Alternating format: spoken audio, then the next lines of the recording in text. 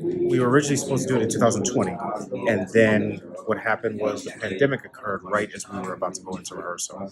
So we're about 2 weeks out, and so it really was a moment in which Rajiv, myself, Chris, and Kenny could take stock of where we were in the world and what the play needed. And I think that because of some of the conversations that were going on in the midst of the pandemic, it sort of informed the play and infused it with a sense of groundedness of where we were at that moment in time when these things happened with LeBron and his career. So I think it went played right into our hands in terms of what we were trying to do with the play and sort of excavating some of the things around the friendship that were really important. So we've been friends for quite a while now, and we'd always talked about doing a play like this. We didn't know what it would be about. We talked about a two-person play, and so years ago I challenged him to write a play, a two-person play, and he called me up one day and he said, "Hey, I've got the play. It's about LeBron. And it's about how he impacted the people of Northeast Ohio during the time of his departure to Miami to go play for the Miami Heat, and what all the good, the bad, the ugly that brought along with it in terms of the interpersonal relationships of people in the city." And so he said, "I want to write this play about these two guys that have nothing in common except their collective affinity for LeBron." And that's the thing. That's the glue of their friendship. That's the thing that brings them together. That's the thing that potentially could break them apart. And so yeah, it was a brilliant idea. He wrote the play. We did it. Steppenwolf, where I'm artistic director, we commissioned him to write the play back in 2019. We were supposed to do it in 2020, and then pandemic happened, so we did it in 2022 at Steppenwolf in Chicago, and then at the Mark Taper Forum in Los Angeles. And now we're here at MTC, and we couldn't be more thrilled. We got Kenny Leon to direct it. He read the play right away and said, "I'm meant to direct this play. This is brilliant." He and Rajiv have been simpatico the entire time. Chris is the best scene partner one could ask for. And he's funny, talented. There's always something going on behind his eyes. I'm having the best time that I've ever had doing a play. So I think if you do it right, if you have the right mixture of talented folks in the room, the right subject matter, you execute, I think you can, it always comes back to I love it. I mean, I could do more. I love doing the work, and I always think the plays talk to each other. So I think that trading places and trying to do that musical in a new way with a black woman at the center of it.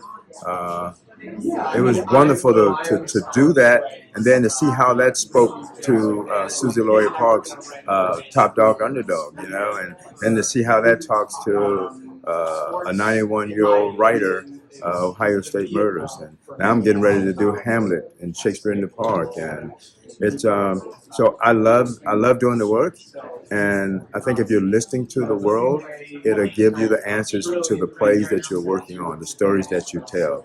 So I can do more. I want to do more. Give me more. Ohio State Murders with a pink fabric as a baby. It's like I remember the first day of rehearsal, and the props person brought in like 10 baby dolls, and I'm saying, no, it's not that. It's something else. So I think God has blessed me to have the courage to make some of the choices that I'm making now, and an effort to get to the truth.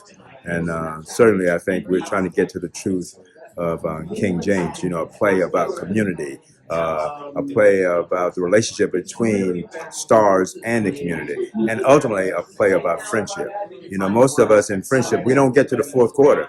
We get to the second quarter maybe, and then somebody doesn't pay you the money that they owe you, or somebody says something nasty about one of your kids, and you don't make up. So this play celebrates those of us who get to the fourth quarter with relationships. And that's all about forgiveness. We're all human. And Rajiv is just a master of it. I am always kind of going to be more comfortable on stage. That's, I went to a theater training program, my drama school was, and so I feel, like that is my home. But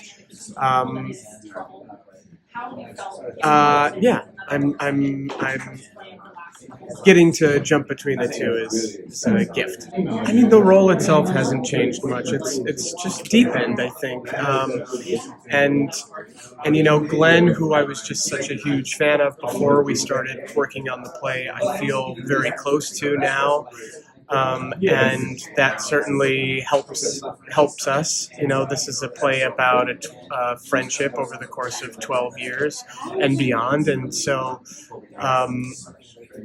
yeah, Rajiv is a genius, and so he hasn't tinkered with the play much. I feel like when he has an idea, his instincts about it are usually right, and so if anything, the play has just deepened and I feel like become closer to me rather than rewritten. I think at the heart of a lot of my plays is this sort of theme of male friendship.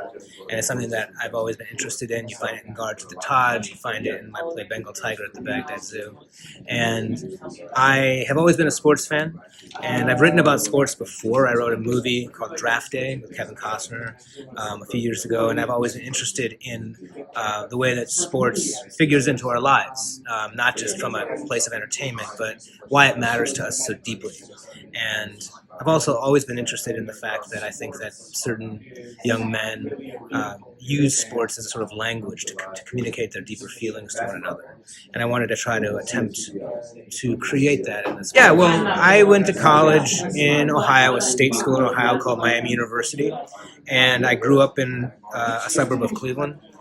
I had an aunt and uncle who both served in the Peace Corps, and I had 3 teachers in high school that were in the Peace Corps, so it was always on my radar as an option. And when I graduated from college, I was really drawn to enlisting, and I went to Senegal and West Africa, and I spent 3.5 years there, and it was an extraordinary, life-changing experience, and it served. Part of the reason I did that is I just felt like I needed to see more of the world. I needed to widen my perspective. I needed to get out of Ohio. I needed to see different cultures and different people. Yeah, it's where I met Glenn Davis, who's one of the actors in King James, doing Bengal Tiger at the Baghdad Zoo in Los Angeles at the Kirk Douglas Theater, and then we did it the following year at the Mark Taper, where that year it was a finalist for the Pulitzer Prize. And the following year we brought it to New York, to Broadway at the Richard Rodgers Theater, where Robin Williams starred in the play. And it was just an incredible experience. I felt like I was through the looking glass. I mean, to go to Broadway so early in my career and to work with one of my heroes, Robin Williams. And he was just an extraordinary actor and a beautiful person. And he integrated into our cast seamlessly. We all became very close to him. He was a wonderful person to work with. Everyone always asked me, did he deviate from the script? Did he start to improvise as he so often was known to do? And the fact of the matter is he never did.